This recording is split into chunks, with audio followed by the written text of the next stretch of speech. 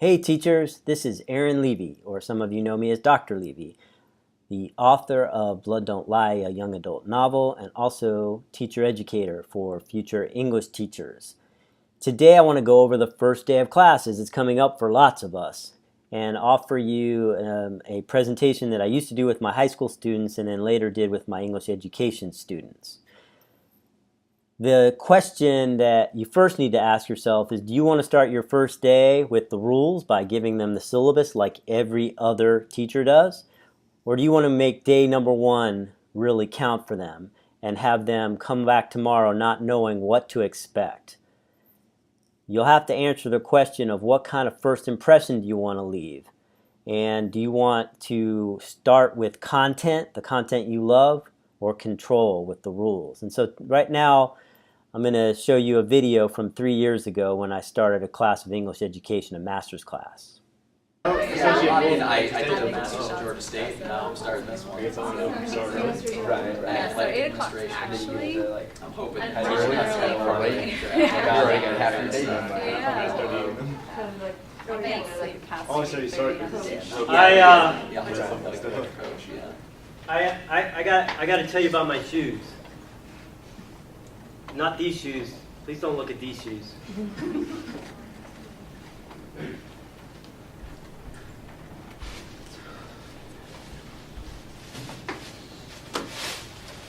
These shoes. I got to tell you about my shoes. If I don't tell you about my shoes, somebody's going to get shoes just like these shoes and tell you about their shoes, and then you won't get my whole thing, and you'll judge me. You will. You are, and you will. What I've got here has become like a whole nother part of my body. Like I grew the shoe out of my foot, like foot hair. That's how light these are, foot hair light. What I've got on this table, but what I really can't wait to put on my feet are Nike lightweight high performance lights. The lightest shoe Nike makes to this date. Please don't judge me. Please. I'm asking you nicely. The material is made out of this protective type of material that's really light. The shoes themselves are self-contained geniuses. They've got compartments and departments custom made for shock. For shock! They got pumps, man. Oh yeah. They got pumps, man. And they're hidden away within this protective type of material in the heel and in the ball as well. I'm saying in the ball of your foot as well. Dwayne Wade wears them. And LeBron James doesn't wear them. He doesn't need to wear them, but he would wear them if Dwayne Wade wasn't already wearing them. It's not just about the game. I used to have a game, but then I got like a disease in my fibula and my metafibula, and that's a whole nother thing. Please don't judge me because of that. Okay. I want to tell you the truth, but I worry if I tell you the truth, if I tell you the real deal, will you keep it in this room? I think about that out loud. If I tell you the truth, will you be able to keep it in this room? Sure. Yeah. Okay. These shoes suck. Actually, I stole them, got them as a gift. They don't even really fit me, really. They take about 2 or 3 inches off my vertical, and everything's about being vertical. Honestly, I hate these shoes. Like when I need to spit, I find these shoes and I just spit in them.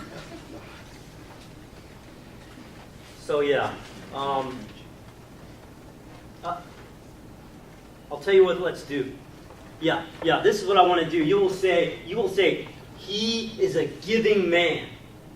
The first person that can guess my age gets these shoes.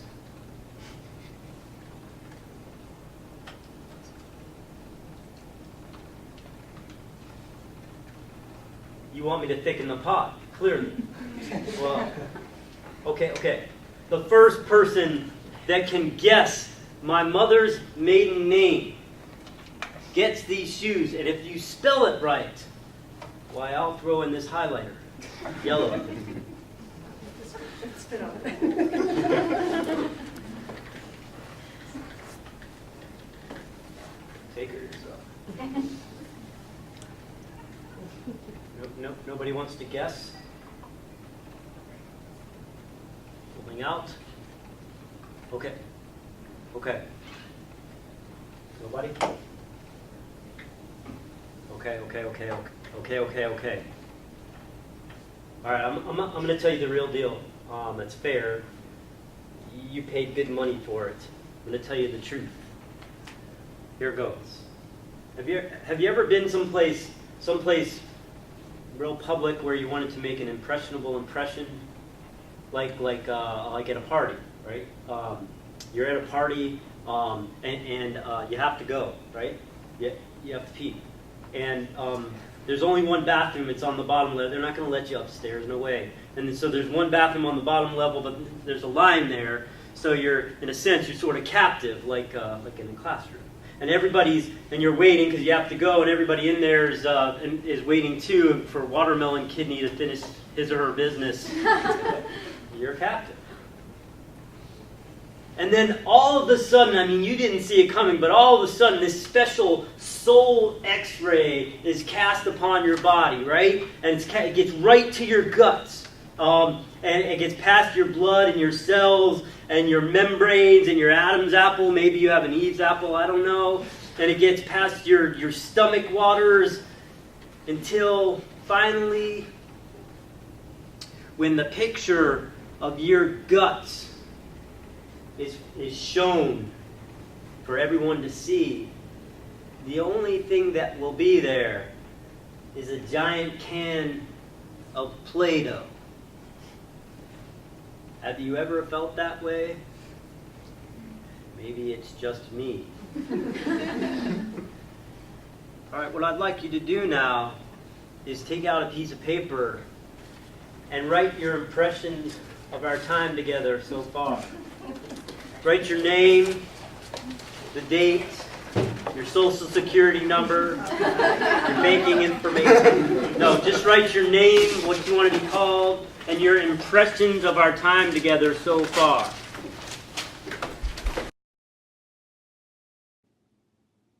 Okay, so first I collect their impressions, and then I get them into small groups or have them do it by proximity.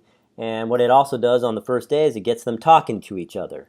I have put the monologue that I just performed up on the overhead, which gets them talking too.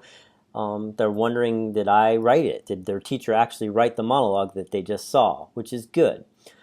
I have them focus on that last third. Have you ever been to a party, blah, blah, blah, and ask them what they think that might have to do with writing and the teaching of writing. Once we get back together, I'll ask them what did their groups discuss. I'll tell them that there's no right or wrong answer here, just kind of curious as to what they talked about regarding what they think it might mean. And then, as a way to sort of multitask, I'll read either some or all of their impressions, and I'll tell them, hey, pay attention to the audience reaction, because I'm going to focus on audience soon, and just kind of file that away. And then once I read it, I'll usually ask them to sort of introduce themselves. So it's a way to multitask. Once I finish having them introduce themselves, we can start talking about the monologue in general. And this whole monologue gives me the opportunity to introduce some general aspects that we're going to cover all year long about writing. First of all, audience. I'm asking them to consider their audience. To do that, you need to think about your first impression. What do you already know about your audience, and what kind of first impression do you want to make? How can you capitalize on an audience that's sitting there the first day of class that has been through many classes where they've offered the syllabus and not offered content first? Then we talk about surprise and all the different surprise elements in the monologue. And then ultimately we talk about the goal of writing is rule number 1, don't be boring. Hopefully it was helpful to see a performance of that monologue. If you like that monologue, email me. My email is on this slide. If you want to read more about the first day and see other activities, it's in the first day article linked on this slide. It's also on my website. And I will have other first day activities on my website too. And if you're interested in a young adult novel that also has curriculum, lots of curriculum on my website, check out Blood Don't Lie. Hopefully this was helpful. Thank you and good luck on your first day.